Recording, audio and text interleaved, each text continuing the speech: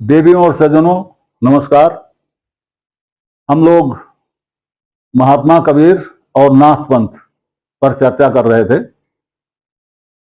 पिछले अंक में मैंने एक पद आपको सुनाया था, उस पर चर्चा नहीं हो पाई थी। इस पद को आचार्य हजारी प्रसाद द्विवेदी जी ने कबीर का योग परक पद माना है और इससे वे कबीर को योगी तो नहीं कह रहे हैं, नाथपंथी योगी तो नहीं कह रहे हैं, लेकिन पता नहीं क्यों अपनी पुस्तक के 6 अध्याय में वो नाथ पंथ समझाते हैं और फिर कबीर वाणी का उदाहरण देते जाते हैं और कहते हैं देखो इसमें योग है, देखो इसमें योग है। देखो, कहना क्या चाहते हो भाई, ये स्पष्ट करो ना। स्पष्ट नहीं किया। हाँ, लोगों को इस भ्रम में डाल दिया कि लोग जो है उनका नाम ले लेकर के ये कहते घूम रहे हैं कि कबीर नाथपंथी। अब इसमें मैं नाथपंथ दिखाता हूं आपको। अभी देखिए नाथपंथ कहां दिखाई देता है। अवधू सो योगी गुरु मेरा, जो या पद को करे निवेरा। पहले एक बात और बता दूं, आपने सूरदास को पढ़ा होगा। सूरदास को पढ़ा तो उसमें एक आता है भ्रमर गीत, याद होगा आपको। भ्रमर गीत में वह पद हैं जो उद्धव और गोपिकाओं के संवाद में है और उन पदों में उद्धव को गोपिकाएं क्या क्या समझाती हैं, इस तरह से समझाती हैं कि उद्धव जी हास्यास्पद हो जाते हैं, उनके पास जवाब नहीं रहता। उद्धव जी गोपिकाओं को योग समझाने आए थे, याद ध्यान रखिएगा। उद्धव जी गोपिकाओं को योग समझाने आए थे और वो स्वयं ही गोपिकाओं का प्रेम समझ के वापस चले गए। इस तरह से समझाया उनको गोपिकाओं ने कि ऐसा लगा कि जैसे वो सीखने आए हैं, सिखाने नहीं आए। रत्नाकर जी ने बड़ा अच्छा कवित कहा है। उनके उद्धव के लौट कर जाने पर उनकी क्या स्थिति थी कि प्रेम रस पागे, योग वाले क्या हो गए, प्रेम रस पागे हो गए। प्रेम रस पागे पग परत कहां के कहां, थाके अंग नयनन शिथिलता सुहाई है। कहें रत्नाकर या आवत चकात उधो, मानो सुधियात कोई भावना भुलाई है। धारत धरा पे ना उदार अति आदर, सो मानो बहुलनी की सांस अधिकाई है। एक कर राजत नवनीत जसबा को दियो, एक कर वंशी भर राधिका पठाई। ये दशा हो गई थी उद्धव की। कबीर वाणी में भी जहां जहां योग है, आचार्य जी के अनुसार जहां जहां योग है, उनको आप देखिए जो जो उदाहरण वो देते हैं उनमें वह पद संबोधित किसको है, अवधू को संबोधित है। अवधू माने योगी नाथपंथी जी। नाथपंथी योगी को कबीर ने अवधू कहा। अवधूत का शार्ट फॉर्म अवधू है। वहां सूरदास ने गोपिकाओं के माध्यम से उद्धव को लताड़ा था, यहां कबीर स्वयं ही अवधू को लताड़ रहे हैं। इस दृष्टि से कबीर वाणी को पढ़ा ही नहीं गया। अब देखिए मैं ये इस पद की बात बताता हूं आपको। अवधू ये संबोधन है। अवधू सो योगी गुरु मेरा, जो या पद को करे निवेरा। कबीर कहते हैं हे अवधूत, हे नाथपंथी, मेरा गुरु तो वही योगी होगा जो इस पद का निर्णय करेगा। तरुवर एक मूल बिन ठाड़ा, बिन फूला फल लागा। शाखा पत्र किछु नहीं वाके, अष्ट गगन मुख बागा। पैर बिन नृत्य करा बिन बाजे, जिभ्या हीणा गावे। गावड़ हार के रूप न रेखा, सतगुर होए लखावे। पंखी का खोज मीन का मारक, कहें कबीर बिचारी। अपरम पार पार परसोत्तम, मूरत की बलिहारी। किस पेड़ की बात हो रही है? ये कौन सा तरुवर है, कौन सा वृक्ष है? ये वृक्ष हम ही हैं। ये वृक्ष हम ही हैं, जिनका मूल नहीं है। मूल के बिना हम खड़े हैं, मूल के बिना खड़े हैं। इसमें ना शाखा है ना पत्ते हैं। हाँ, आठवें आसमान पर आवाज जरूर होती है। ये आठवां आसमान देख लिया आचार्य जी ने, आठवां आसमान, बस आठवां आसमान देख लिया, योग आ गए। अरे भाई, आठवां आसमान कहां नहीं होता? और आठ ही क्यों, बहुत से आसमान होते हैं। आठवां आसमान तो सब जगह होता है। तो आठवें आसमान का आठवां आसमान शब्द आ जाने से कोई शब्द लिख देने से कोई नाथपंथी तो नहीं हो जाएगा। आगे देखिए, पैर बन निरत करा नित बिन बाजे जिब्या जिब्या हिंडा गावे।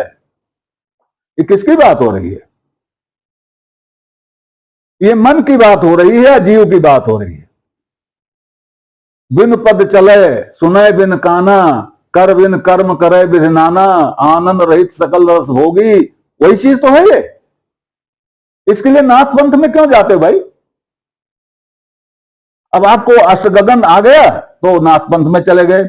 उसके बाद में गावन हार के रूप न रेखा सतगुर होए लखावे। उस गाने वाले का रूप रेख नहीं है, कोई सतगुर ही उसे दिखा सकता है। सतगुर होए, सतगुर पैदा हो गया अगर, तभी वो दिख सकता है। क्योंकि सतगुर तो कहीं से आता नहीं है, मैं पहले बता चुका हूं। कबीर का सतगुर कहीं से आता नहीं, होता है, रहता है, उसको सतगुर बनाना पड़ता है। तो अगर सतगुर हो गया तब उसको वो लखा देगा, उसको गाने वाले को, नाचने वाले को, जो बिना पैर के नाचता है, बिना मुंह के गाता है। आप क्या बिना पैर के नहीं नाचते? आप क्या बिना मुंह के नहीं गाते हैं? वो सोच के देखिए। तो इस वृक्ष की बात हो रही है, और इस वृक्ष के अंदर जो गाने वाला बैठा हुआ है, आप नहीं गाते, आप नहीं नाचते, कोई और है अंदर। तो उसको सतगुर जब होगा तो वो दिखा देगा। अब देखिए, इसमें आचार्य जी ने पंछी देख लिया।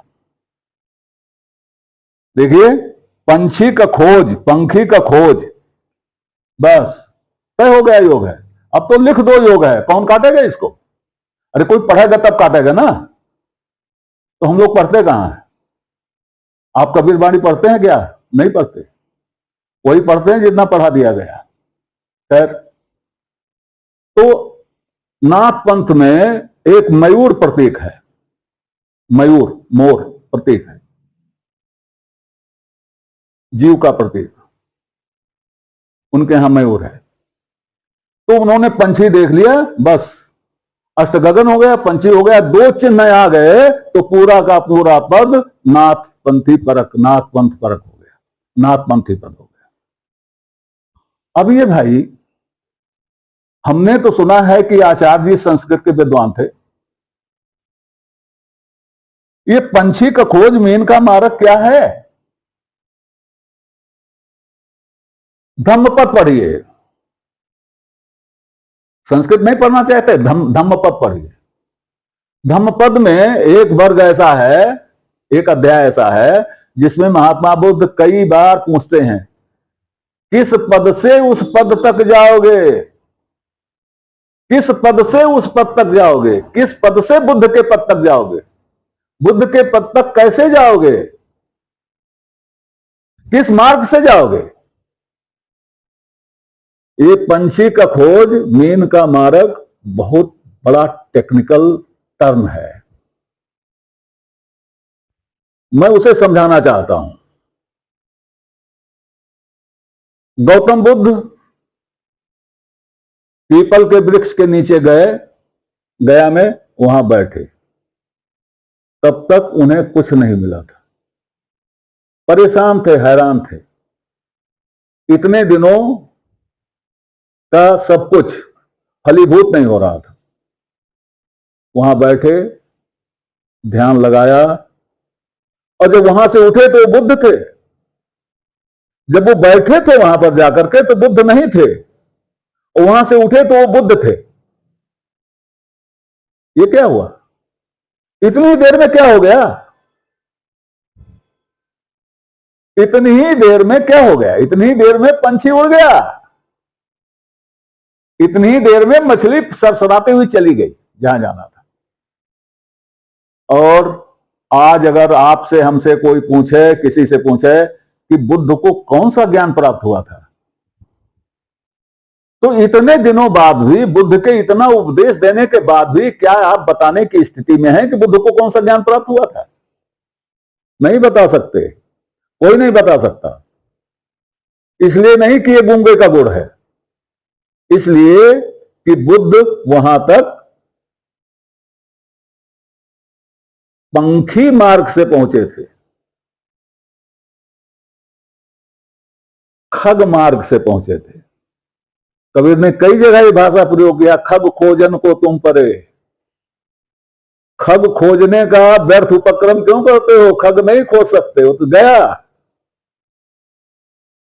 जिस तरह से पंछी के चिन्ह, रास्ता, पंछी का रास्ता आसमान में नहीं दिखाई देता, जिस तरह से आसमान से उड़कर चला गया पंछी के रास्ते नहीं देखे जा सकते, उसी तरह से मुक्त हुए ज्ञानी का रास्ता आप नहीं देख सकते।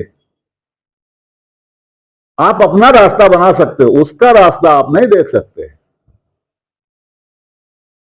उसी तरह से पानी में मछली तैर रही है या आप देख रहे हो, लेकिन उसके तैर के जाने के बाद उसका रास्ते में आपको कोई चिन्ह नहीं मिलेगा, कोई पैरों के निशान नहीं मिलेंगे, चिन्ह नहीं मिलेंगे, न चिड़िया के न मछली के। ये तपस्या जिसको कहते हैं, ये मुक्ति का जो आपात होता है उसके लिए कहा गया ये दो मार्ग, खग मार्ग और मत्स्य मार्ग।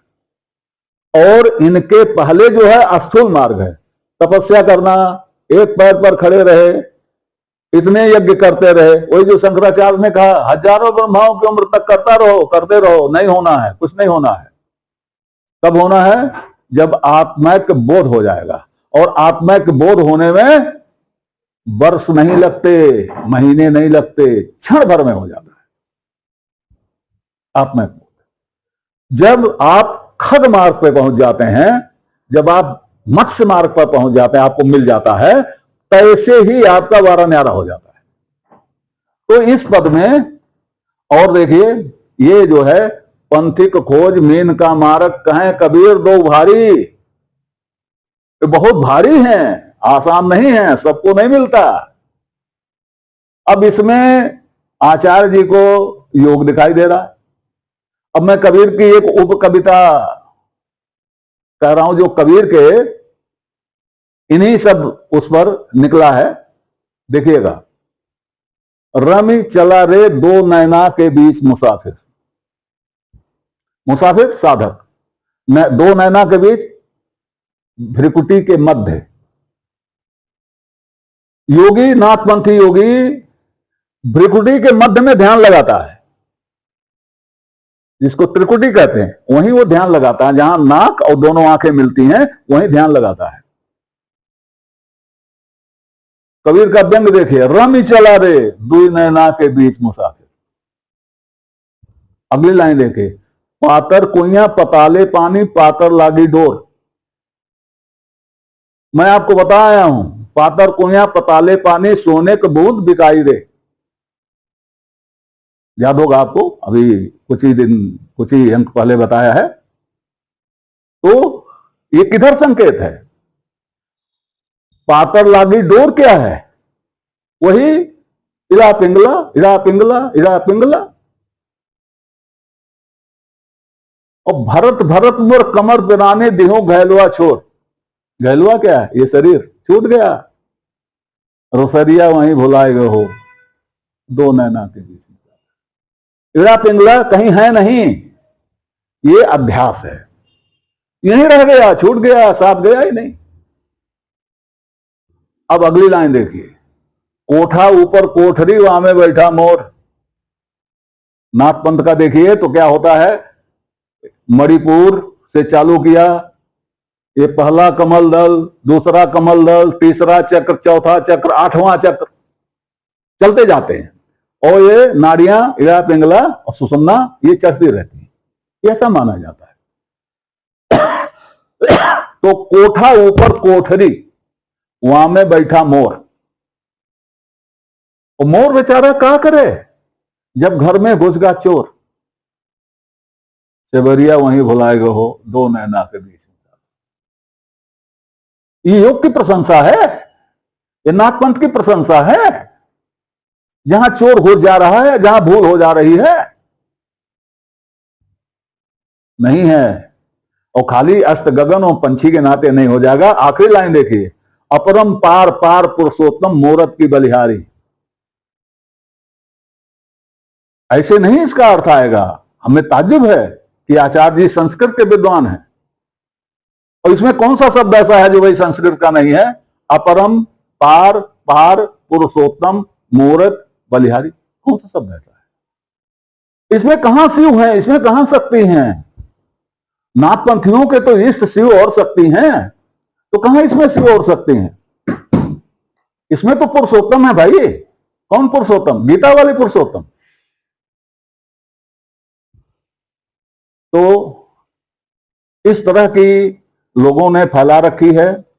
आज यहीं तक, आगे फिर इस पर चर्चा जारी रहेगी। तब तक के लिए आपसे निवेदन है कि श्रृंखला को अपनी लाइक दें, इसको सब्सक्राइब करें और कमेंट बॉक्स में जाकर अपनी टिप्पणी प्रस्तुत करें, अपनी जिज्ञासा व्यक्त करें, अपने प्रश्न पूछें। यथा समय आपकी जिज्ञासाओं और प्रश्नों का समाधान करने का प्रयास किया जाएगा। धन्यवाद।